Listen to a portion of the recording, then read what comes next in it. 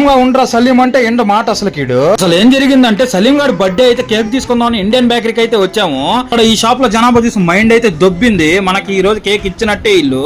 Cake తీసుకుంటే బాగుంటుందో అని ఆలోచిస్తా ఉంటే మా వాడైతే తలకాయ అయితే గోడకేసి కొట్టేసుకున్నాడు. కామ్గా ఉండరా అంటే మాట ఎండ అసలుకి. ఇంకా అలా ఇలా చూసి ఒక 10 minutes లో అయితే ఒక కేక్ అయితే ఆర్డర్ ఇచ్చాము. ఇక్కడ పెద్ద టాస్క్ ఏంటంటే కేక్ ఎక్కడ పోయాలో తెలీదు. అశోక్ అన్న 2 ప్లాన్లు అయితే వేసాడు. 2 చెడగొట్టేశాడు సలీము.